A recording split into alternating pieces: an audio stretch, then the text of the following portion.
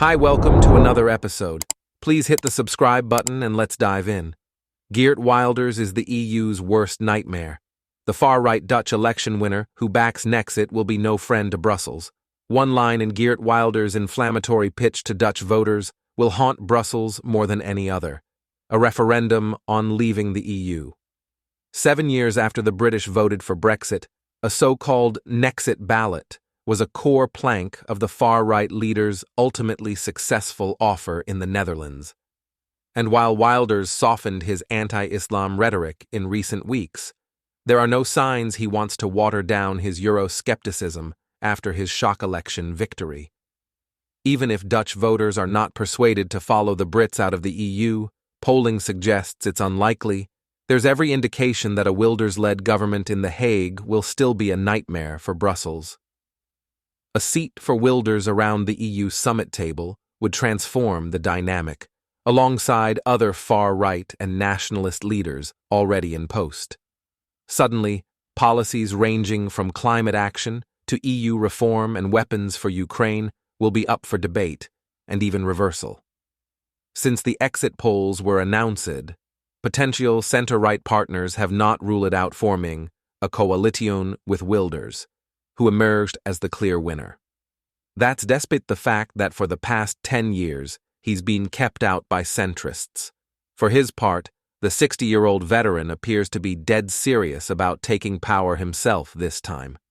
Ever since Mark Rutte's replacement as VVD leader, Dylan Yeşilgöz, indicated early in the campaign that she could potentially enter coalition talks with Wilders, the far-right leader has worked hard to look more reasonable. He diluted some of his most strident positions, particularly on Islam, such as banning mosques, saying there are bigger priorities to fix. On Wednesday night, with the results coming in, Wilders was more explicit. I understand very well that parties do not want to be in a government with a party that wants unconstitutional measures, he said. We are not going to talk about mosques, Qurans, and Islamic schools. Even if Wilders is willing to drop his demand for an EU referendum in exchange for power, his victory will still send a shudder through the EU institutions. And if centrist parties club together to keep Wilders out, again, there may be a price to pay with angry Dutch voters later on. Brexit cheerleader Nigel Farage showed in the UK that you don't need to be in power to be powerfully influential.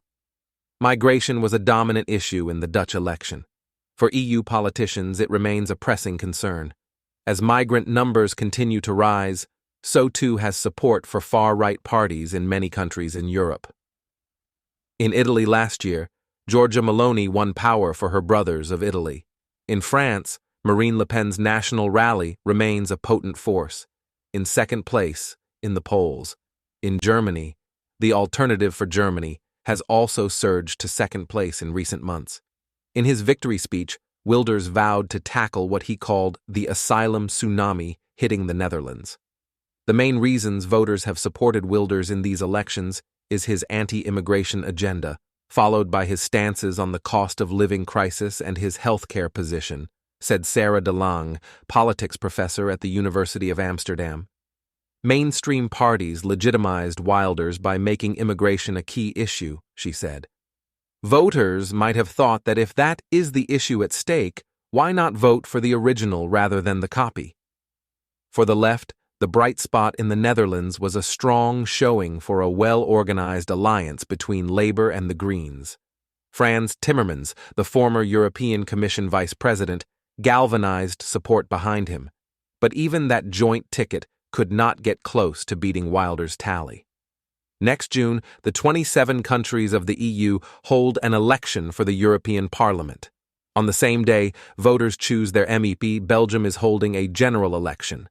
Far-right Flemish independence leader Tom van Grieken, who is also eyeing up a major breakthrough, offered his congratulations to Wilders.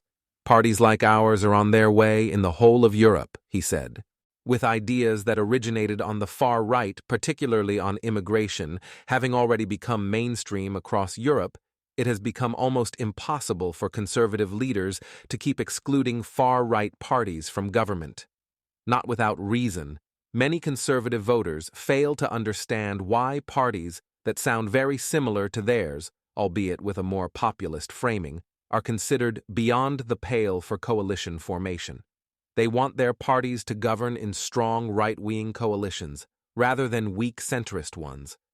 They want governments consisting of parties that share their views on the issues they care most about: stricter immigration controls, more law and order, less Europe. We saw this play out last year in Sweden, where a majority of the supporters of two of the coalition parties preferred the far-right Sweden Democrats over the center-left Social Democrats, and we see it now again in the Netherlands, where a revolt has broken out within Jesselgoz's party because she again rejected the idea of joining a right-wing government in which she would serve under Wilders. How did we get here? Far-right parties, such as the Austrian Freedom Party and the National Front in France, started to achieve electoral breakthrough in Western Europe at the end of the 20th century. But although several entered national parliaments, most were still relatively small, attracting only single-digit electoral support. At the beginning of the 21st century, many far-right parties achieved their political breakthrough. After this, we saw another phase take root, as far-right ideas were brought into mainstream discourse by other parties, including some center-left parties such as the Danish Social Democrats. As this happened, the far-right itself was effectively becoming part of the political mainstream. In previous decades, far-right parties in Western Europe always participated in national governments from a position of weakness, either as junior partners or as external support parties. They were often electorally small and politically inexperienced, mainly using government participation to become fully normalized rather than to push through their political program. This is why, for example, the Sweden Democrats are willing to support a right-wing minority government, even though in terms of seats in parliament, they are bigger than any of the government parties. Consequently, these Western European coalitions have rarely attacked the liberal democratic system in the way that far-right governments have been doing in Central and Eastern Europe, most notably in Hungary and Poland. But two important things have changed in recent years. First, particularly since the so-called refugee crisis of the mid-2010s, most right-wing parties have not just adopted the nativist discourse of the far right, but also its policies. This is best illustrated by the European People's Party, the largest political group in the European Parliament, which is home to most of the largest right-wing parties in Europe. The EPP 2019 manifesto discussed the issue of immigration under the heading "A Europe that Preserves Our Way of Life," and Ursula von der Leyen, the president of the European Commission, even tried to give a similar job title to the commissioner and vice president in charge of immigration. As right-wing parties have shifted even further to the right, for many of them, the far right has become a natural coalition partner.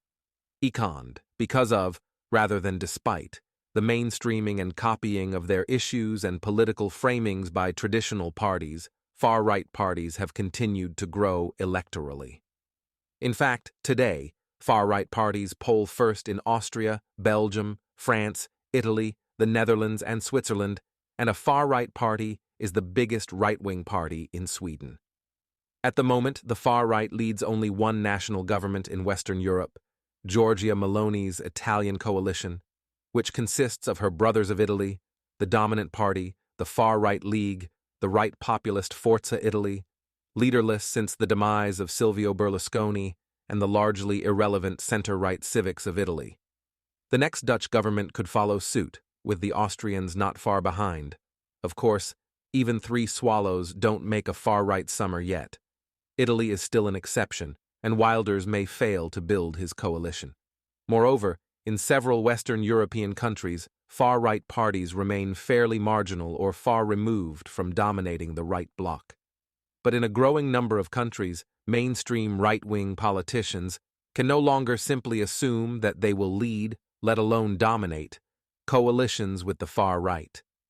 Thanks for watching, and see you again in another episode of World Formatics.